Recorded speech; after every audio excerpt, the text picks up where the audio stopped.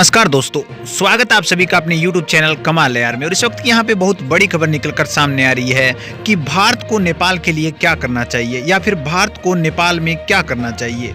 जो कि कुछ भी किया है पीछे उसके हिसाब से और आगे के हिसाब से हम पूरी स्टडी करेंगे इसके बारे में। तो वीडियो के अंत तक बने रहिए और अगर आप चैनल पर नए हों तो चैनल को सब्सक्राइब करके बेल आइकन दबा लीजिए ताकि आपको अगला अपडेट भी सबसे पहले मिल सके। तो चलिए वीडियो को शुरू करते हैं। दोस्तों, हमें पता है कि नेपाल में राजनीतिक संकट चला तो भारत का ना के बराबर हिस्सा रहा और यही पॉजिटिव पॉइंट रहा। मैं बता दूं दोस्तों आपको कि सभा भंग करने के बाद केपी शर्मा ओली पर इतने ज़्यादा सवाल उठे और उसके साथ साथ नेपाल की राष्ट्रपति विद्या देवी भंडारी पर भी बहुत ज़्यादा सवाल उठने लगे। उन्होंने कहा, उन पर सवाल उठने लगे कि देश में इस प्रकार से खुद कानून बनाने का आपको हक किसने दे दिया, क्योंकि उन्होंने कानून तोड़कर सभा को भंग किया था। और इसी को लेकर यहाँ पे बवाल उठे और लोगों ने केपी शर्मा ओली के पुतले भी जलाए। उसी के चलते हुए यहाँ पे प्रचंड और उनके साथियों और कुछ और लोगों ने केस भी कर दिया केपी शर्मा ओली पर, जिसका फैसला यहाँ पे हाई कोर्ट से आना है, अभी तक नहीं आया है। इसी के बीच यहाँ पे जो भारत है उसने एक बढ़िया यहाँ पे काम किया कि वो उनके इंटरफेयर नहीं किया घरेलू मामले में। ये उनका पॉजिटिव पॉइंट भी रहा और उसके कारण जब चीन आया तो चीन को यहाँ पे उल्टा ही जाना पड़ा, किसी प्रकार का कोई फायदा नहीं मिला। लेकिन अभी जो पॉजिटिव पॉइंट निकल के आ रहे हैं कि भारत को नेपाल के लिए क्या करना चाहिए, तो दोस्तों नेपाल के लिए भारत पहले भी बोल चुका है कि हमें अगर किसी प्रकार की कोई मदद है तो हमें जरूर देंगे।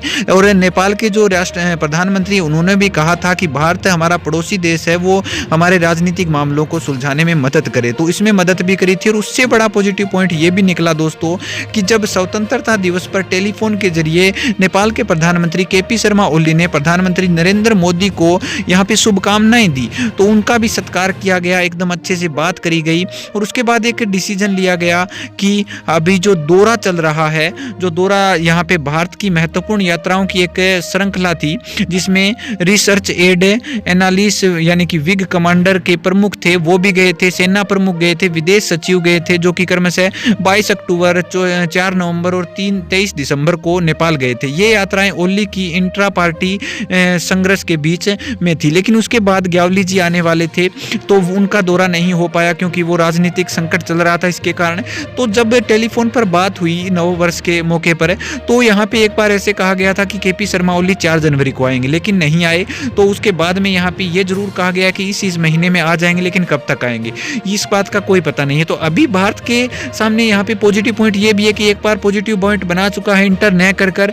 और अब अगर यहाँ पे भारत नेपाल में जो विकास के कार्य अधूरे पड़े हैं जिसमें भारत और नेपाल मिलकर उन कार्यों को चलाता है, अगर वो कार्य यहाँ पे दोबारा से शुरू कर दी जाए या फिर इस बारे में बात करी जाए तो ये यहाँ पे प्लस पॉइंट और रह सकता है। इसके अलावा जल्दी से जल्दी जो नेपाल और भारत का सीमा विवाद चल रहा है काला पानी लिपियाधुरा लिपू लेक को लेकर, उसमें अगर बात करी जाए इसी टाइम तो बहुत अच्छा यहाँ पे काम हो सकता है। और उसके अलावा सबसे बड़ी बात ये भी है दोस्तों कि भारत ने जो कि कोविड-19 की यहाँ पे वैक्सीन बना ली है, उसे यहाँ पे मैंने बता दिया था पहले कि प्रदीप ग्यावली ने गुहार की और वो यहाँ पे 14 जनवरी तक आने वाले हैं, ऐसा कहा जा रहा है। तो उनको यहाँ पे एक पड़ोसी देश होने के नाते या फिर सदियों से चलते आ रहे मित्रता के नाते यहाँ पे प्रोवाइड करवाने का भी काम करना चाहिए। तो दोस्तों यहाँ से क्या होगी कि जो पहले मजबूती थी उतनी ही मजबूती वापस लाई जा सकती है, क्योंकि यहाँ पे कोविड-19 एक इतनी भयानक महामारी के बीच अगर हम दवाई देते हैं तो बहुत अच्छा काम हो सकता है।